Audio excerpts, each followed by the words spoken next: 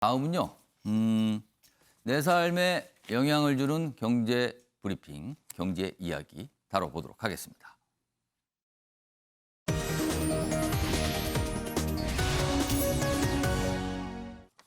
오늘 경제 브리핑 주제는 암호화폐, 가상화폐 얘기 좀 해보겠습니다.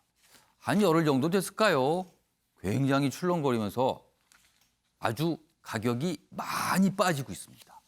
폭락이라고 할 수도 있습니다. 그 내용 좀 다뤄보겠습니다. 여기 보시면요. 1,100조가 사라졌다. 가상화폐 시장 전체의 금액을 따져보니 이 정도가 최근 2주간 사라졌다는 거예요. 값이 떨어졌거든요. 이런 내용입니다. 여기 좀 더 보겠습니다. 가상화폐 시가총액이 2주 사이에 40% 넘게 증발했다. 심해도 너무 심한 거 아닙니까? 2주 만에 어떻게 절반 가까이가 사라지나요? 미국과 중국이 규제, 이게 한다는 얘기가 꽤 많이 나왔습니다. 과열 경고 쏟아지자 비트코인 등 주말 내내 주저앉았다. 가상화폐 시가총액 증발의 역대 최대다. 코스피 시가총액 1등부터 10위 총액보다 많다는 거예요. 엄청난 규모입니다. 아까도 말씀드렸지만 110조 원은요. 우리나라 1년 예산 2년치 합한 것보다도 많은 것 같아요. 지금 이 정도 규모는요.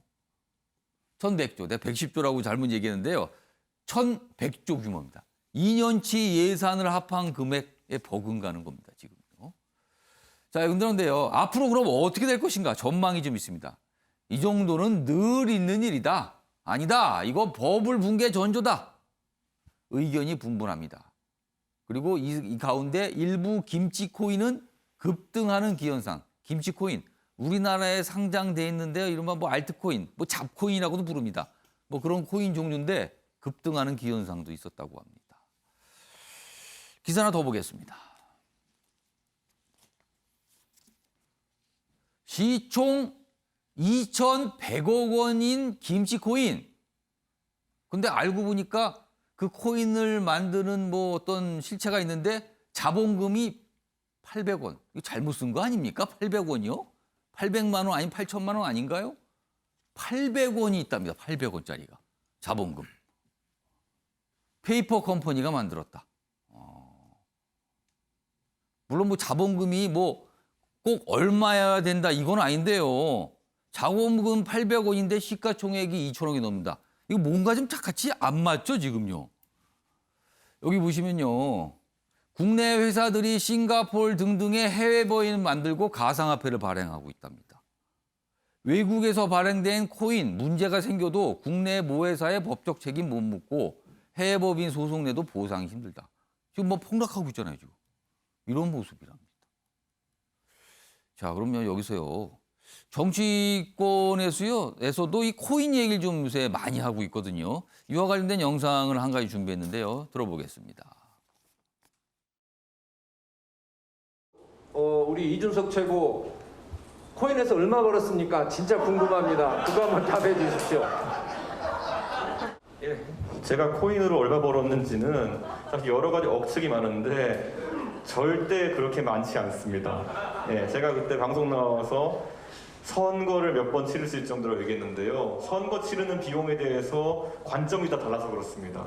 제 지난 선거 때 썼던 비용 내역 선거원에 신고돼 있으니까 보시면 되고요. 제가 코인 딱 4일 전에 딱 100만 원어치 샀거든요.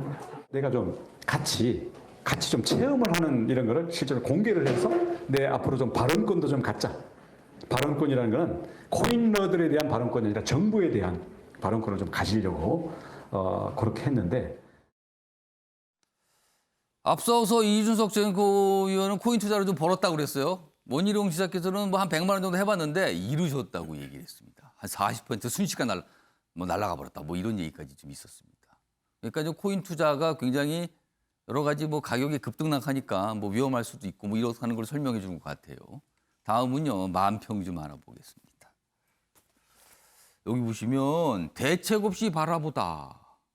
이게 뭘까요? 여기 보면 이게 우리나라를 이렇게 설명한 것 같아요. 어디 갔지? 뭔가를 찾고 있습니다. 그리고 비탈길이 계속됩니다.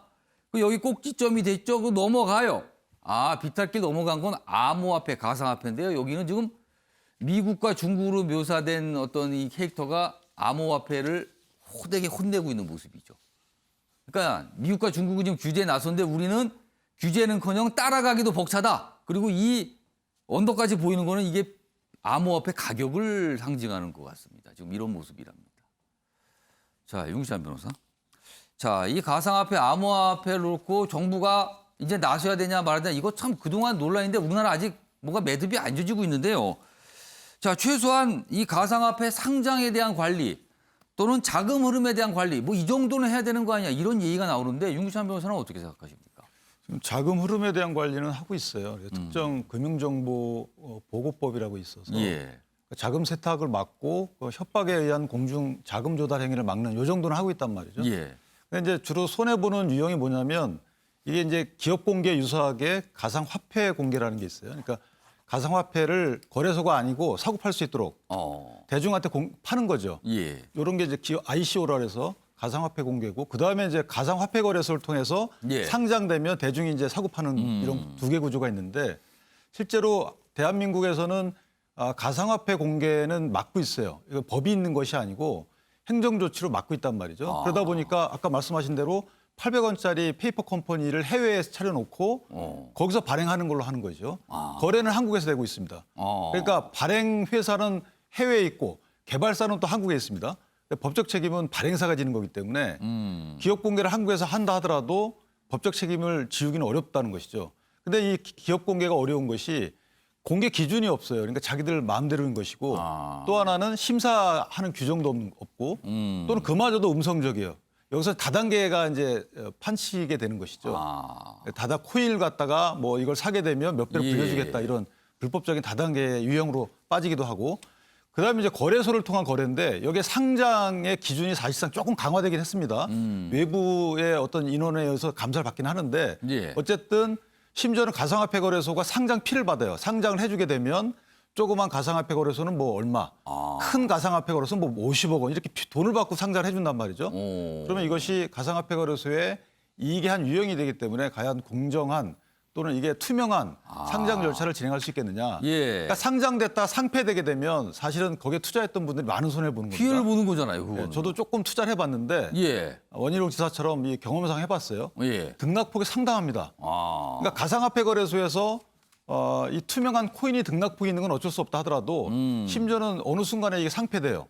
처음에 상장하자마자 뭐 한 1000%까지 올랐다가 그다음에 좀 지나면 상폐되거든요. 예. 이것은 사실은 정부의 책임이 있다고 봐야죠. 거래를 통해 등락에 따라서 손해를 보는 것은 개인의 책임이지만 예. 상장 심사가 소홀해서 갑자기 상폐되거나 또는 바깥에서 이 ICO 절차가 투명치 않아서 뭐 다단계 유형의 형태, 거래 형태가 있는 이런 것들은 사실은 정부의 규제 책임이 분명히 있는 것입니다. 그래서 이 부분은 지금 국회에서 손 놓고 있는 것으로 알고 있는데 정부뿐만 아니고 분명히 국회가 법을 만들어야 될 것으로 저는 그렇게 생각합니다. 윤기호 의원님, 정부 입장을 보면은 지금 이 가상화폐 투자 투기로 보고 있고요. 뭐 이런 투기까지 정부가 뭐 보호해줄 필요가 있습니까? 이런 시각인 것 같아요. 이거 어떻게 보세요? 약간 지금 손을 대야 될 타이밍을 좀 놓쳤다. 그러다 보니까 자꾸 지금 한 발짝 뒤에서 쫓아가기 급급하다. 예. 아까 그 만평의 그림처럼. 예. 근데 가상화폐는 이미 전 세계 시장과 움직임을 지금 같이 하고 있거든요. 그러니까 아까 나온 숫자들은 사실 세계 시장 규모예요. 예. 2주일 동안에 1,141조가 날아갔다. 예. 전 세계 가상화폐 시장을 그렇습니다. 말하는 그 거죠. 고점 기준으로 하면 시가총액이 2,700조 원까지 갔어요. 아까 그 그림에서 꼭지점을 그려놓은 이유는 바로 그런 거거든요. 5월 8일일 겁니다. 예. 그거에 비하면 지금 등락의 이 기준이나 규모 이런 걸로 따지면 규모가 엄청나게 커진 거죠. 2018년에는 한 달 사이에 한 58%가 빠졌는데 예. 그때는 날아간 돈이 455조니까 오히려 낙폭은 크지만 예. 규모는 지금의 절반 정도밖에 안 되는 규모 거죠. 자체가 엄청 커졌군요. 그렇습니다. 지금 규모가 너무 많이 커져 있는데요. 예. 우리나라도 실제로 하루에 거래 대금이 30조 원을 웃돌거든요. 이거는 코스닥, 코스피 거래 대금을 합친 것보다 더 많아요. 아까 원희룡 지사, 그다음에 이준석 예. 지금 당대표 나와 있는 이준석 당대표 최고위원, 후보로 지금 나와 있습니다. 후보로 나와 있는 이준석 전 최고위원 이런 정치인들이 저걸 언급하는 이유는 예. 20대, 30대들이 저기에 지금 투자 엄청나게 나서고 있지 않습니까? 근데 지금 이렇게 폭락이 되면 엄청난 손해를 보고 있잖아요. 바로 그런 점입니다. 그래서 정부가 그럼 뭘 해야 되느냐? 예. 거래소 정비부터 빨리 해야 됩니다. 그러니까 아까 계좌를 개설하는데 은행들이 엄격하게 지금 규제를 가하고 있는 거. 이거는 나중에 환금을 할 때 그런 차원에서 막을 수 있는 제도적인 장치는 조금씩 있어요. 그러나 거래소에 우리는 지금 거래소가 너무 난립이 돼 있습니다. 4대 거래소 큰 게 있기도 하지만 그 나머지 또 작은 거래소들도 예. 많거든요. 이 거래소에 대한 정비가 왜 필요하냐? 4대 거래소에 올라갔던 실제 사례이긴 합니다만 4월 달에요. 50원짜리 코인이 하나가 상장이 됐어요. 이름이 아로하나라는 이름인데 50원이면 액면가 50원을 그렇습니다. 말씀하십니까? 근데 이게 상장된 지 30분 만에 거래 시작한 지 30분 만에 1,070배가 올랐어요. 1,070배요. 그렇습니다. 이건 상상을 초월하는 거죠. 그럼 얼마가 되는 그러니까 겁니까? 10,000원을 투자했으면 예. 눈 깜짝하는 30분 사이에 1,075만 원이 된 거죠. 만약에 1억 원을 투자했으면 1,075 1,000억이 넘어가네요. 1,000억이 넘어가는. 그러니까 이런 식의 이 심한 이 등락. 예. 사실 이게 이제 지금 우리 거래소에서 벌어지고 있는 현상인데 대한민국의 가상화폐 거래 대금이 미국, 중국 다음에 전 세계 3위입니다.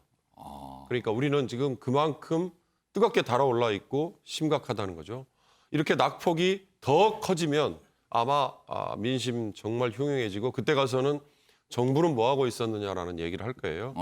미국이나 일본은 어떻게 이 거래소를 규제를 하느냐? 예. 미국은 코인베이스라는 거래소를 합법화 시켜가지고 이거를 시카고 거래소에 아예 상장을 시켜놨습니다. 상장이 됐군요. 그렇습니다. 주식시장에 상장이 돼 있군요. 그래서 이 코인베이스 내에서 예. 가상화폐가 거래가 되고 있는데요. 거래되는 가상화폐 해봐야 58개밖에 안 됩니다. 그다음에 일본은 거래소를 인가제로 이미 운영을 하고 있거든요. 여기서 또 코인이 상장될 때 심사위원회를 가동을 합니다. 예. 거기서 거래되는 코인이 29개밖에 안 됩니다. 우리는 아까 4대 거래소 이외에 군소 거래소도 많다고 했는데요.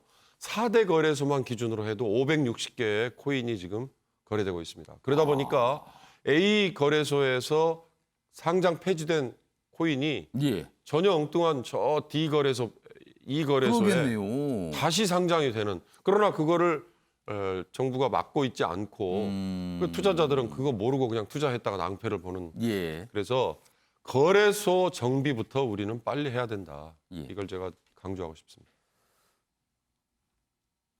아무튼 뭔가 문제가 있어 보여요, 지금 이 정도는요. 이 정도면 아무리 봐도 정상은 아닙니다, 지금.